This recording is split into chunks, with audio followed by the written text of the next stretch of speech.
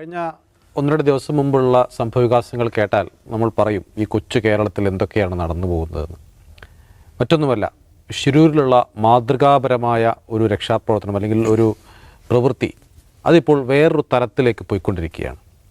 മനാഫ് എന്ന് പറയുന്ന വ്യക്തിയെ സാമൂഹ്യ മാധ്യമങ്ങളിലടക്കം വലിയ രീതിയിൽ ആളുകൾ ഒരു പ്രതീകമായി, ഈ രക്ഷാപ്രവർത്തനത്തിൻ്റെ നെഞ്ചുറപ്പിൻ്റെ ഒക്കെ ഒരു പ്രതീകമായി കൊണ്ടു നടന്നതാണ്. പക്ഷേ കഴിഞ്ഞ ദിവസം അർജുൻ്റെ കുടുംബം ഒരു വാർത്താസമ്മേളനം നടത്തിയതോടുകൂടി എല്ലാം ഇടിഞ്ഞു വീണു. പക്ഷേ ഒരു ഭാഗത്ത് മനാഫിൻ്റെ ജനപ്രീതി ഉയർന്നു വരികയും ചെയ്യുന്നുണ്ട്. ഏതായാലും ഇന്ന് ഏറ്റവും ഒടുവിൽ മനാഫ് വീണ്ടും വാർത്താസമ്മേളനം നടത്തി അദ്ദേഹത്തിനെതിരെയുള്ള ആരോപണങ്ങളൊക്കെ നിഷേധിക്കുകയും അതിനുള്ള മറുപടിയും അദ്ദേഹം വളരെ പക്വമായി തന്നെ മറുപടി പറയുന്നു എന്നുള്ളതാണ് ആ വാർത്താസമ്മേളനം കണ്ടപ്പോൾ എനിക്ക് തോന്നിയത്. അതായത് ഈ പ്രശ്നം ഇനി ഇങ്ങനെ കൊണ്ടുപോകരുത്, അത് ഈ സമൂഹത്തിൽ വലിയ രീതിയിലുള്ള പ്രശ്നങ്ങൾ ഉണ്ടാക്കും എന്ന് അദ്ദേഹം എല്ലാവരെയും ഓർമ്മപ്പെടുത്തുകയും ചെയ്തിട്ടുണ്ട്. നിഷാദ്, നമ്മൾ ആരുടെയെങ്കിലും ഭാഗത്ത് നിൽക്കേണ്ടതില്ലല്ലോ, എങ്കിൽ തന്നെയും ഈ ഒരു വിഷയത്തിൽ സത്യത്തിൽ എന്താണ് സംഭവിച്ചിട്ടുണ്ടായിരിക്കുക? നൗഫൽ, ഈ ഷിരൂർ ദൗത്യം കേരളത്തിൽ വലിയ തോതിലുള്ള വൈകാരികത ഉണ്ടാക്കിയൊരു സംഭവമാണ്. മാധ്യമങ്ങളിലെല്ലാം തന്നെയും ഭയങ്കരമായ തോതിലുള്ള കവറേജ്, ജനങ്ങളാകെ തന്നെ ഭയങ്കര വ്യൂവർഷിപ്പ്, ഇതൊക്കെ ഉണ്ടായപ്പോൾ നമ്മളിവിടെ നിന്ന് അതിൻ്റെ വേറൊരു വശത്തെക്കുറിച്ച് പലപ്പോഴായി സംസാരിച്ചിട്ടുണ്ട്. ഈ വൈകാരികതയ്ക്ക് അടിപ്പെട്ടുകൊണ്ടല്ല ഈ വിഷയത്തെ സമീപിക്കേണ്ടത് എന്ന നിലയ്ക്കുള്ള കമൻറ്റ്സ് നമ്മളിവിടെ പറഞ്ഞിട്ടുണ്ട്. അപ്പോൾ അതിനെയും കൂടി മുൻനിർത്തിക്കൊണ്ട് ഞാൻ പറയട്ടെ. ഇപ്പം മനാഫ് എന്ന് പറഞ്ഞ ആൾ ശരിയാണ്, ആ ലോറി ഉയർത്തി പുറത്തു കൊണ്ടുവരാനുള്ള വലിയ പരിശ്രമം നടത്തിയ ആളാണ്. ആ പരിശ്രമത്തിനൊടുവിൽ അയാൾ വലിയ തോതിൽ കേരളത്തിൽ പ്രശംസിക്കപ്പെടുകയും സ്നേഹിക്കപ്പെടുകയും ആദരിക്കപ്പെടുകയും കെട്ടിപ്പിടിക്കപ്പെടുകയും ഒക്കെ ചെയ്തു. അതിനുശേഷമാണ് മനാഫിനെതിരെ അവരുടെ കുടുംബം അപ്രതീക്ഷിതമായി രംഗത്ത് വരികയും ചില ആരോപണങ്ങൾ ഉന്നയിക്കുകയും ചെയ്യുന്നത്. ആദ്യം തന്നെ പറയേണ്ട ഒരു കാര്യം, മനാഫ് വലിയൊരു ദൗത്യം നിർവഹിച്ച ആളാണ്. തെരച്ചിൽ ദൗത്യത്തിൽ മടുത്തു പോകാതെ, നിരാശപ്പെട്ട് വഴിയിൽ വീഴാതെ അതിൻ്റെ പിന്നാലെ സഞ്ചരിക്കുകയും അത് സാധ്യതപ്രായമാക്കുകയും ചെയ്തത് അയാളാണ്. അതിന് അയാൾ നിശ്ചയമായും നമ്മുടെ ഒരു സ്നേഹം അർഹിക്കുന്നുണ്ട്, അതിൽ തർക്കമില്ല. പക്ഷേ അതിൽ അയാളുടെ പ്രതികരണങ്ങളിൽ പലപ്പോഴും വേണ്ടാത്തത് ചിലത് കടന്നുകൂടിയിട്ടുണ്ട് എന്നതൊരു യാഥാർത്ഥ്യമാണ്. അത്രയുമൊക്കെ പറയേണ്ടിയിരുന്നു. അപ്പോൾ അതിനെ കാണേണ്ടത് എങ്ങനെയാണ് അയാൾ പരിധി കവിഞ്ഞ് പോയതെന്ന് ചോദിച്ചാൽ, ഒരു മനുഷ്യന് മാധ്യമങ്ങൾ പരിധി കവിഞ്ഞ് പ്രാധാന്യവും സ്പേസും കൊടുക്കുക. ആ സ്പേസിനകത്ത് നിറയാൻ അയാൾ നിർബന്ധനായി കഴിഞ്ഞാൽ സ്വാഭാവികമായും ഒരു സാധാരണ മനുഷ്യൻ അതിൽ അഭിരമിക്കുക സ്വാഭാവികമാണ്. അത് അയാളുടെ ഭാഗത്തു നിന്ന് ഉണ്ടായിട്ടുള്ള ഒരു വിചാരിക്കാത്ത ഒന്നാണ്. അതിനൊരു കുറ്റം, ഒരു ക്രൈം, ഒരു ഗുരുതരമായ പിഴവെന്ന് ഞാൻ പറയില്ല. സ്വാഭാവികമായിട്ടും അയാളുടെ പ്രതികരണങ്ങളിൽ ചിലതോ അല്ലെങ്കിൽ അയാൾ മാധ്യമങ്ങളോട് പറഞ്ഞതിൽ ചിലതിലൊക്കെ ചില ഒഴിവാക്കാമായിരുന്ന ചില കമൻസൊക്കെ ഉണ്ട്. അത്രയുമാണ് മനാഫിനെക്കുറിച്ച് പറയുമ്പോൾ എനിക്ക് ആദ്യം പറയാൻ തോന്നുന്ന കാര്യം. രണ്ടാമത്തേത്, അയാളുടെ കുടുംബം മനാഫിനെതിരെ നടത്തിയിട്ടുള്ള ചില സ്റ്റേറ്റ്മെൻറ്റ്സ് ആണ്. അതിൽ അവർ പറഞ്ഞൊരു കാര്യം, മനാഫ് ഞങ്ങളുടെ പേരിൽ പണം പിരിക്കുന്നു എന്നതാണ്.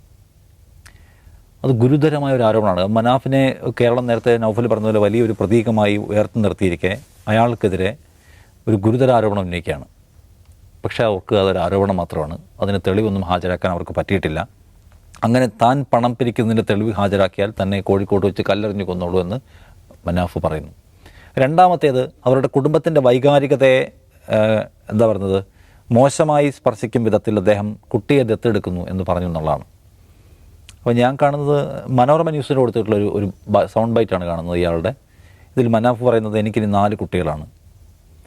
അവിടുത്തെ അർജുൻ്റെ ഭാര്യയും മറ്റുള്ളവരൊക്കെ അവർക്കൊക്കെ ഒരു ഏട്ടനായിട്ട് ഞാനുണ്ടാവും.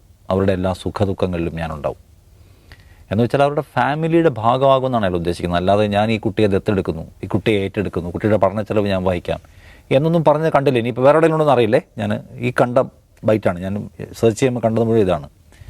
അപ്പോൾ അത് ആ ഫാമിലിയുടെ ഭാഗമായി നിൽക്കുന്നു, ഞാൻ അവരുടെ കൂടപ്പറപ്പായി ഉണ്ടാകുമെന്ന് ഉദ്ദേശിക്കുന്നത്. അല്ലാതെ കുട്ടിയെ ദത്തെടുക്കുന്നു, ഏറ്റെടുക്കുന്നു എന്ന നിലയ്ക്കുള്ള സ്റ്റേറ്റ്മെൻറ്റ് അയാളുടെ ഭാഗത്ത് നിന്ന് വന്നതായി ഞാൻ കണ്ടില്ല. വേറെ ഒന്ന് അർജുൻ്റെ പേരിൽ ലോറിക്കിടുമെന്നുള്ളതാണ്. അത് പറയാനുള്ള അവകാശം അയാൾക്കുണ്ടല്ലോ, നമുക്കുണ്ട്, എനിക്കുണ്ടാകും. നിങ്ങളിപ്പോൾ വെറുതെ പുറത്തേക്ക് ഇറങ്ങി നമ്മുടെ ഇവിടെ അങ്ങോട്ട് പോയാൽ തൊട്ടടുത്ത ജംഗ്ഷനിൽ കലാഭവന്മാരുടെ പേരിലുള്ള വെയിറ്റിംഗ് ഷെഡുണ്ട്. അപ്പോൾ പറ്റില്ല പറഞ്ഞാൽ കലാഭവന്മാരുടെ സഹോദരൻ രംഗത്ത് വരാൻ പറ്റും. അതൊക്കെ ആളുകൾക്കുള്ളൊരു സ്നേഹമാണ്. പിന്നെ കണ്ടത് എന്താണ്, യൂട്യൂബ് ചാനൽ തുടങ്ങിയുള്ള പ്രധാനപ്പെട്ട ഒരു മേജർ അലിഗേഷൻ. യൂട്യൂബ് ചാനൽ തുടങ്ങിയ കാര്യം പറയുമ്പോൾ യൂട്യൂബ് ചാനൽ അയാൾ നടത്തിക്കൊണ്ട് പോവുകയും ഈ സെർച്ച് ഓപ്പറേഷനുമായി ബന്ധപ്പെട്ട അപ്ഡേറ്റ്സ് എല്ലാം അതിനകത്ത് പറയുകയൊക്കെ ചെയ്യുന്ന ഒരു യൂട്യൂബ് ചാനലാണ്. ലോറി കിട്ടിയതിന് ശേഷം ആ യൂട്യൂബ് ചാനൽ വേറെ അപ്ഡേറ്റ് ഒന്നും കണ്ടില്ല. എന്ന് വെച്ചാൽ അത് മുന്നോട്ട് കൊണ്ടുപോകാൻ പുള്ളിക്കാരൻ ഉദ്ദേശം ഉണ്ടായിരുന്നു തോന്നുന്നില്ല. നിരന്തരമായി ഇത് നിലനിർത്തുക എന്ന ഉദ്ദേശത്തോടെ അത് തുടങ്ങിയെന്ന് തോന്നുന്നു. പിന്നെ അയാൾക്കെതിരെയുള്ള ഹെയ്റ്റ് ക്യാമ്പയിന് മറുപടി പറയുക, ഇതൊക്കെയാണ്. ഇതിനകത്തും നിങ്ങൾക്ക് ചിലപ്പോൾ ചില കാര്യങ്ങൾ അസ്വസ്ഥത ഉണ്ടാക്കുന്ന ചില കണ്ടൻറ്റൊക്കെ കാണാം. പുള്ളി താമസിക്കുന്ന സ്ഥലം പരിചയപ്പെടുത്തുന്നു, കുക്ക് ചെയ്യുന്ന സ്ഥലം കാണിക്കുന്നു. ഇതുപോലുള്ള ചില സംഗതികളൊക്കെ അതിനകത്തുണ്ട്. അതൊക്കെ അത്ര സുഖകരമായിട്ടുള്ളതല്ല. പക്ഷെ ഞാൻ പറയുന്നത് ഈ ഈ ഈ ഈ ഈ കാരണങ്ങളെ, ലഘുവായ കാരണങ്ങളെ മുൻനിർത്തിക്കൊണ്ട് അർജുൻ്റെ പേരിൽ ഒരുമിച്ച് ചേർന്ന ഒരു സൊസൈറ്റിയെ ചിതറിക്കുന്ന ഒരു സമീപനം അർജുൻ്റെ കുടുംബം എടുക്കാൻ പാടില്ലായിരുന്നു. അവർക്ക് വേണമെങ്കിൽ അത് പരസ്പരം കമ്മ്യൂണിക്കേറ്റ് ചെയ്ത് പരിഹരിക്കാൻ കഴിയുന്ന ഒരു കാര്യമായിരുന്നു. ഇത് ചെയ്യരുത്, നിങ്ങൾ ഈ ചെയ്യുന്നത് ഞങ്ങൾക്ക് പ്രശ്നം ഉണ്ടാക്കുന്നുണ്ട്, ഒഴിവാക്കിയാൽ നന്നായിരിക്കും എന്നതുപോലുള്ള കാര്യങ്ങൾ വേണമെങ്കിൽ അവർക്ക് പരസ്പരം കമ്മ്യൂണിക്കേറ്റ് ചെയ്യാമായിരുന്നു. ഇന്നലത്തെ വാർത്താ സമ്മേളനത്തിൽ മനാഫിനെ ഗുരുതരമായ ഒരു പ്രശ്നത്തിന് നടുക്ക് നിർത്തുകയാണ്. എന്നിട്ട് അയാളുടെ ചാനലിൽ അൺസബ്സ്ക്രൈബ് ചെയ്യണമെന്നൊക്കെ പറയുന്നത് അയാളെ ഒറ്റപ്പെടുത്തണമെന്ന് ഒരു വേറൊരു ഭാഷയിൽ പറയാണ്. ഇയാളുടെ ചാനൽ നിങ്ങൾ അൺസബ്സ്ക്രൈബ് ചെയ്യണം, ഇയാളെ ഒറ്റപ്പെടുത്തണം. അത് പാടില്ലാത്ത ഒന്നായിരുന്നു. അപ്പോൾ നമ്മളിപ്പോൾ കാണുന്ന എന്താണ്, ഞാൻ രണ്ട് ഭാഗത്ത് നിൽക്കുകയല്ല, പക്ഷെ നമ്മൾ കാണുന്ന എന്താണ്, ഇപ്പോൾ അയാളുടെ ചാനൽ അൺസബ്സ്ക്രൈബ് ചെയ്യണമെന്ന് അവർ ആവശ്യപ്പെടുമ്പോൾ 12,000 സബ്സ്ക്രൈബേഴ്സ് ഉണ്ടായിരുന്ന ചാനലിൽ ഇപ്പോൾ 2 ലക്ഷം സബ്സ്ക്രൈബേഴ്സായി. 1,80,000 മനുഷ്യർ ഈ കുടുംബത്തോട് വിയോജിച്ചുകൊണ്ടാണ് അപ്പുറത്ത് പോയി സബ്സ്ക്രൈബ് ചെയ്യുന്നത്. ആ വിയോജിപ്പിൻ്റെ ഭാരം ഏറ്റെടുക്കേണ്ട ഒരു കാര്യം അവർക്കുണ്ടായിരുന്നില്ല. ആ 1,80,000 പേരും അവരുടെ കൂടെ നിന്ന മനുഷ്യരാണ്. എന്തിനാണ് അവരെ ഒഴിവാക്കാൻ ശ്രമിച്ചത്? കേരളത്തിൻ്റെ ഈ കൂട്ടായ്മയെ ചിതറിക്കുന്ന അങ്ങനെ അപക്വമായിട്ടുള്ള ഒരു നടപടിയായിപ്പോയി എന്നാണ് എനിക്ക് തോന്നുന്ന കാര്യം. അതർവൈസ് അവർ തെളിവുകൾ പുറത്തുവിടണമായിരുന്നു. ഞങ്ങളുടെ പേരിൽ അന്യായമായി അയാൾ പണം പിരിക്കുകയാണ്. തെളിവുകൾ ഉണ്ടെന്ന് അവർ പറഞ്ഞിരുന്നു. ഉണ്ടെങ്കിൽ അവർ പ്രൊഡ്യൂസ് ചെയ്യണം. അല്ലാതെ ഒരു മനുഷ്യനെ, കേരളം സ്നേഹിക്കുന്ന ഒരു മനുഷ്യനെ ഇങ്ങനെ പൊതുമധ്യത്തിലേക്ക് ഇങ്ങനെ നിർത്താൻ പാടില്ല. നാളെ തെളിവ് പുറത്തുവിടാൻ വിടുന്നുണ്ടോ എന്നുള്ളതല്ല, ഇന്നലെ അത് പറയുമ്പോൾ ഇന്നലെ തെളിവ് പ്രൊഡ്യൂസ് ചെയ്യാനുള്ള ബാധ്യത അവർക്കുണ്ട്. പിന്നെ അർജുൻ്റെ പേരിടാൻ പാടില്ല, യൂട്യൂബ് ചാനൽ തുടങ്ങാൻ പാടില്ല. ഇനിയിപ്പോൾ അയാൾ ലോറിക്ക് വേണ്ടിയാണ് പരിശ്രമിച്ചതെന്നൊക്കെ പറയുന്നു. ലോറിക്ക് വേണ്ടി പരിശ്രമിക്കാനുള്ള അർഹതയാക്കില്ലേ? അയാളുടെ മുതൽ കാണാതെ പോയാൽ അല്ലാതെ അത് ആഗ്രഹിക്കില്ലേ? അവരുടെ തെറ്റെന്താണ്? നമ്മൾ കൂടപ്പറപ്പുകളെ ആഗ്രഹിക്കുന്ന പോലെ, നമ്മുടെ സ്വത്ത് ആഗ്രഹിക്കുന്ന പോലെ എല്ലാവരും ആഗ്രഹിക്കും. വയനാട് ദുരന്തം കവർ ചെയ്യാൻ പോയപ്പോൾ എനിക്ക് ഓർമ്മയുണ്ട്, തകർന്നു പോയ വീടുകൾക്കകത്തുനിന്ന് കുരുമുളകും അല്ലെങ്കിൽ ഈ സംഗതികളൊക്കെ എടുത്തുകൊണ്ട് പോകുന്ന ആളുകൾ ഈ സമയത്ത് ഇതാണോ ചെയ്യുന്നതെന്ന് ചോദിച്ച ആളുകളെ കണക്കുണ്ട്. അവർക്ക് അവരുടെ സ്വത്ത് പ്രധാനപ്പെട്ടതാണ്. അപ്പോൾ ഒരു മനുഷ്യൻ അയാളുടെ സ്വത്ത് വീണ്ടെടുക്കാനുള്ള ആഗ്രഹം ഇല്ല എന്നാണ് മനാഫ് പറയുന്നത്. ഉണ്ടെങ്കിൽ അതിലുള്ള ഗുരുതരമായ തെറ്റെന്താണ്? ഗുരുതരമായ ഒരു തെറ്റുമില്ല. നമ്മളിവിടെ ഇരുന്ന് ഔട്ട് ഓഫ് ഫോക്കസ് നടത്താൻ പെട്ടെന്ന് സ്റ്റുഡിയോ ഇടിഞ്ഞുകൂടി നമ്മൾ 3 പേരും മരിച്ചു. മീഡിയ കൊണ്ട് അതിനെക്കുറിച്ച് സങ്കടമൊക്കെ ഉണ്ടാവും. എന്ന് വെച്ചാൽ നമ്മളെ കൊണ്ട് കവറടക്കിയ ശേഷം വീണ്ടും ഇത് പണിയും വീണ്ടും നടത്തും, അല്ലേ? അല്ലാതെ എക്കാലവും നമ്മൾ 3 പേരെക്കുറിച്ച് ആലോചിച്ച് ഈ സ്റ്റുഡിയോയും വേണ്ട, ഔട്ട് ഓഫ് ഫോക്കസും വേണ്ടെന്ന് അവർ തീരുമാനിക്കുമോ? ഒരിക്കലും സംഭവിക്കാൻ പോകുന്നില്ല. അപ്പോൾ അതിനെയൊക്കെ നമ്മൾ അതിവൈകാരികതയെ കാണാൻ പാടില്ല. ഇത് ഒരു മനുഷ്യന് ഒരു എല്ലാവരും അർജുൻ്റെ കുടുംബത്തെ എന്തുമാത്രം സ്നേഹിച്ചു എന്ന് നമ്മൾ കണ്ടാണ്. കേരളം മനാഫിനെയും സ്നേഹിച്ചു. അവർക്ക് ഒരുമിച്ച് ആ സ്നേഹം ഏറ്റുവാങ്ങാമായിരുന്നു. അതിനിടയ്ക്ക് ഈ തരത്തിലുള്ള സ്പ്ലിറ്റ് ഉണ്ടാക്കാനുള്ള ശ്രമം ഉചിതമായില്ല. ഇനിയിപ്പോൾ എന്തെങ്കിലും ചെറിയ പ്രശ്നങ്ങൾ ഉണ്ടായിരുന്നുള്ളത് പരിഹരിക്കാൻ അവർക്ക് അത് തന്നെ കഴിയുമായിരുന്നു. ഇങ്ങനൊരു വാർത്താ സമ്മേളനമൊക്കെ പ്രതീക്ഷിക്കാത്ത ഒന്നായി പോയി. അതിലേക്ക് നിരാശയും സങ്കടമാണുള്ളത്. യെസ്, എല്ലാവർക്കും ആ നിരാശയും സങ്കടവും ഉണ്ട്.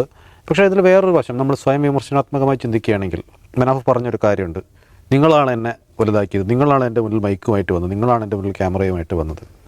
അതായത് മാധ്യമങ്ങൾ ഒരാൾക്ക് കൊടുക്കേണ്ടതിൽ അപ്പുറം അയാൾ ആഘോഷിക്കുന്നത് ഇതിനൊരു ഘടകമല്ലേ? ഈ ഡിസാസ്റ്റർ റിപ്പോർട്ടിംഗ് എന്താണ് എന്ന് മലയാള മാധ്യമങ്ങൾ നമ്മളുൾപ്പെടെ ഒന്നുകൂടി പഠിക്കേണ്ടതുണ്ടെന്ന് തോന്നുന്നു.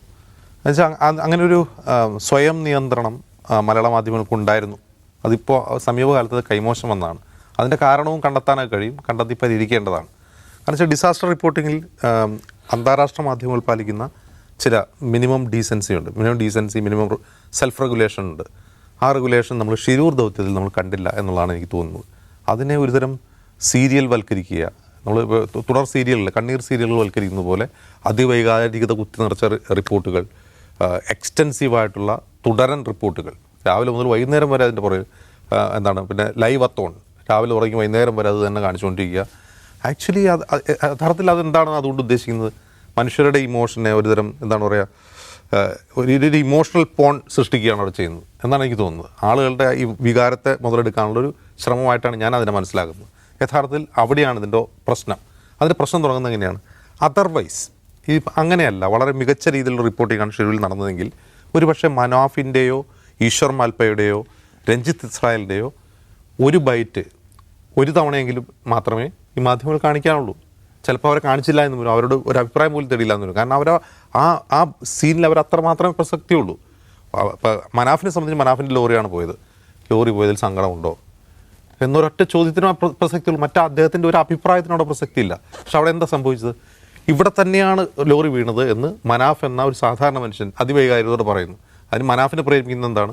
അർജുൻ്റെ കുടുംബം പറഞ്ഞത് ഫോൺ ബെല്ലടിച്ചപ്പോൾ കേട്ടു.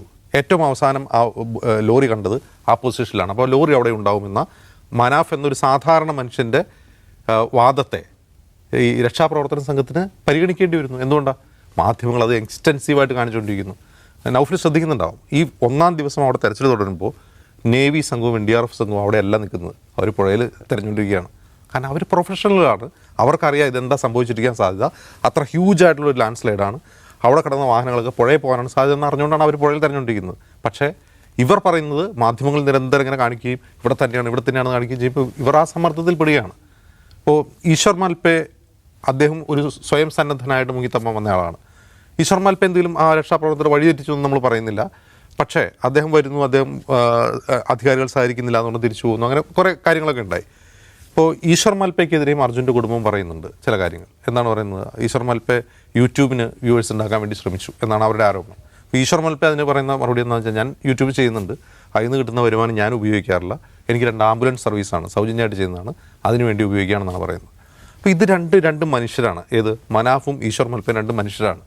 ഈ മനുഷ്യർ ചെയ്ത എല്ലാ കാര്യങ്ങളും ഒരു എന്താണ് മറ്റുള്ളവർക്ക് സമൂഹത്തിന് സ്വീകാര്യമാവുന്ന രീതിയിലാവണമെന്ന് വാശി പിടിക്കാൻ കഴിയില്ല. മനാഫ് തന്നെ ഇന്നിപ്പോൾ അല്പം വാർത്താ സമ്മേളനത്തിൽ പറയുന്നുണ്ട്, എൻ്റെ പ്രകൃതി ഇങ്ങനെയാണ്.